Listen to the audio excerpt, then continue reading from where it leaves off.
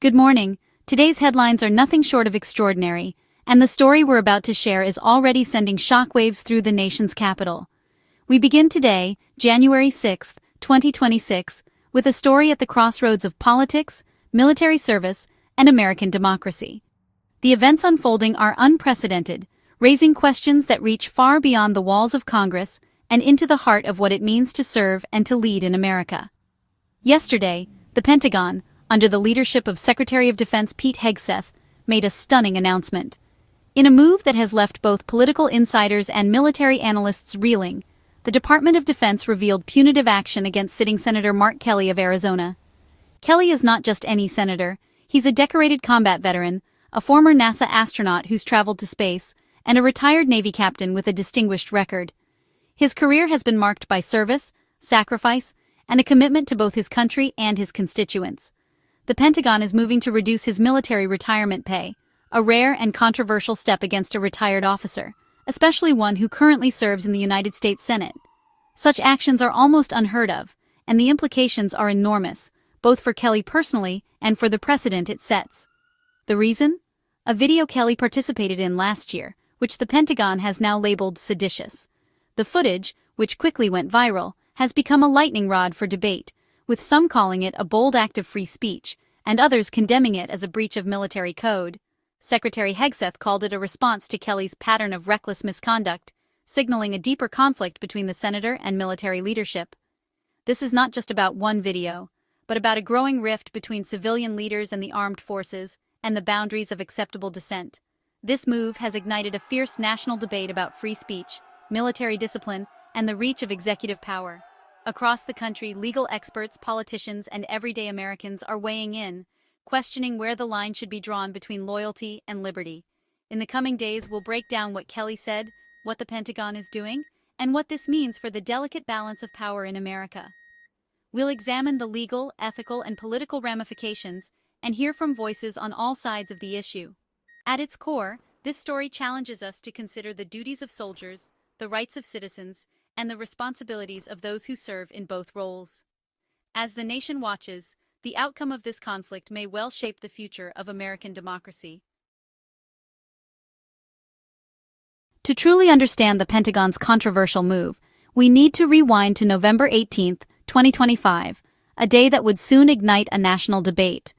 On that crisp autumn morning, the halls of power in Washington buzzed with tension, as lawmakers and military officials braced for the fallout of a single powerful message. That day, Senator Mark Kelly, himself a former Navy combat pilot, and 5 other Democratic lawmakers, all with military backgrounds, released a striking video. In it, they addressed service members directly, reminding them of their solemn oath and their duty to refuse illegal orders, no matter the source. Kelly's words were clear and deliberate. "Our laws are clear. You can refuse illegal orders."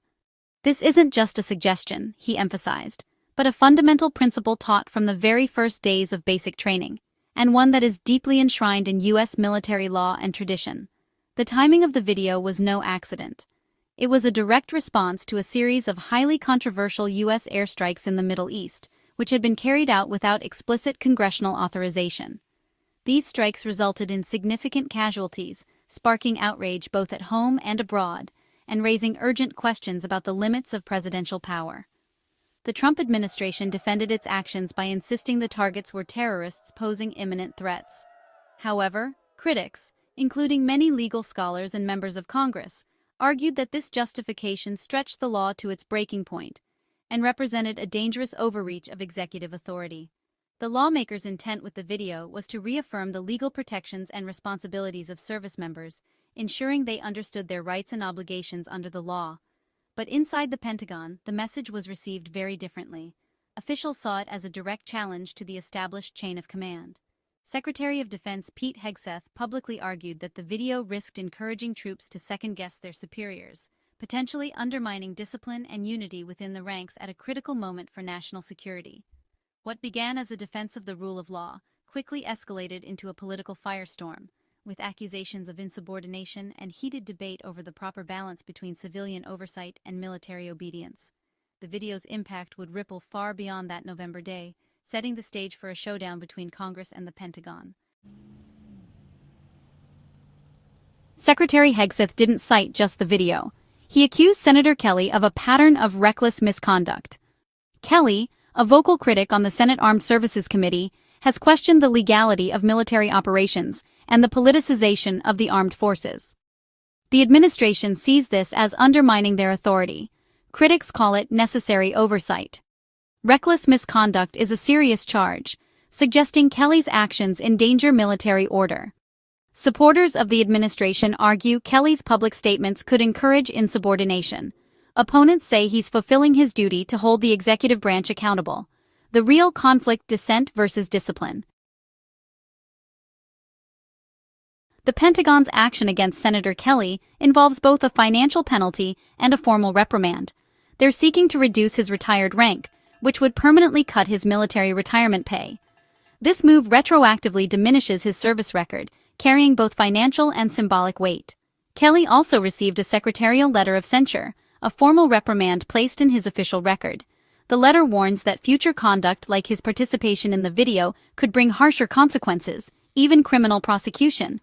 This transforms the censure from a simple reprimand into a warning to curb his future speech. The message: criticism of military policy could come at a steep personal cost. It's a direct attempt to intimidate a sitting senator. How can the Pentagon punish a retired officer who's now a senator? The answer lies in military law. Retired officers receiving pay remain subject to the Uniform Code of Military Justice, or UCMJ. The Pentagon argues Kelly's video was conduct unbecoming and prejudicial to good order. The other lawmakers in the video aren't subject to the UCMJ, only Kelly is. Kelly's defenders point out that service members have a duty to refuse unlawful orders, a principle rooted in U.S. and international law. The legal clash: the Pentagon prioritizes discipline. Kelly's side prioritizes the duty to the law. The outcome may hinge on which principle prevails. Senator Kelly's response was swift and defiant. He wasted no time in stepping before the cameras, his voice unwavering as he addressed the nation and his critics alike. The gravity of the moment was clear. This was not just another political skirmish, but a confrontation with far-reaching implications. He called the Pentagon's move a politically motivated attack on free speech and democratic accountability. Kelly argued that the decision was less about national security and more about silencing dissent, warning that such actions set a dangerous precedent for the future of American democracy. Kelly vowed to fight the decision, framing it as a battle for fundamental rights, not just his own reputation. He insisted that the stakes were bigger than any one person, emphasizing that the right to criticize the government is a cornerstone of the nation's values. He directly challenged Secretary Hegseth's qualifications and motives, calling him the most unqualified Secretary of Defense in our country's history. Kelly questioned whether Hegseth truly understood the responsibilities of his office or if he was simply carrying out a political vendetta. Kelly declared, "I will fight this with everything I've got, not for myself, but to send a message that Pete Hegseth and Donald Trump don't get to decide what Americans can say about their government." He called on his supporters and fellow lawmakers to stand with him, urging them to defend the principles that define the nation. He's positioning this as a test case for whether the executive branch can use military powers to silence critics.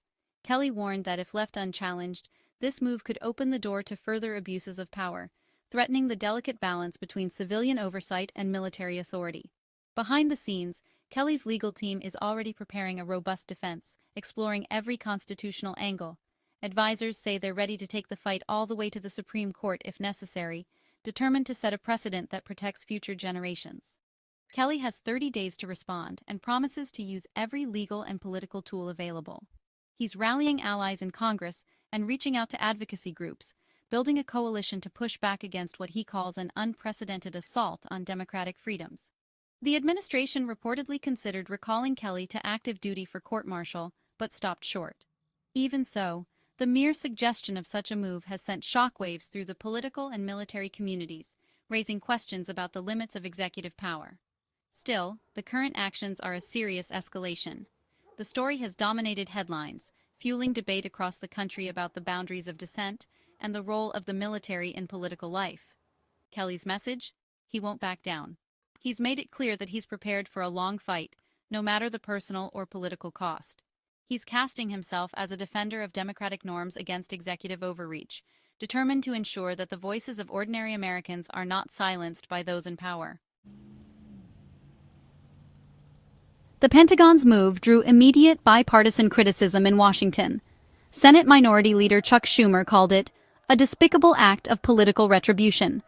Kelly's colleagues in the video stood by him, arguing their message was about the rule of law, not sedition. Only Kelly was targeted, they noted, because of his unique status as a retired officer receiving pay. Republican Senator Roger Wicker, chair of the Armed Services Committee, also condemned the Pentagon's action. The backlash united lawmakers across party lines, framing the move as a threat to the separation of powers and congressional oversight. The administration now faces broad institutional resistance, turning a dispute with one senator into a confrontation with Congress. The action against Senator Kelly fits a broader pattern of the administration targeting political opponents. Since January 2025, critics say the administration has purged officials and pursued legal action against dissenters. The move against Kelly is seen as the most brazen example, punishing a sitting senator for political speech. By targeting a respected veteran, the administration sends a chilling message: no one is safe from retribution. This sets a dangerous precedent, suggesting military law can be weaponized for political ends. The result: retired officers may now fear speaking out, threatening open debate on national security. The long-term risk is to the very health of American democracy. The case of Senator Mark Kelly is about more than one man's retirement pay. It's a test of the principles that underpin American democracy: free speech, the rule of law, and a non-political military. The Pentagon's action risks dragging the armed forces into partisan battles, eroding public trust. Members of Congress must be able to challenge the executive branch without fear of retribution. If senators can be punished for questioning military policy, congressional oversight is weakened. The case also raises the question: is a soldier's duty to the chain of command or to the Constitution? How we resolve this will define the character of our military and the strength of our democracy. The outcome will echo for years to come.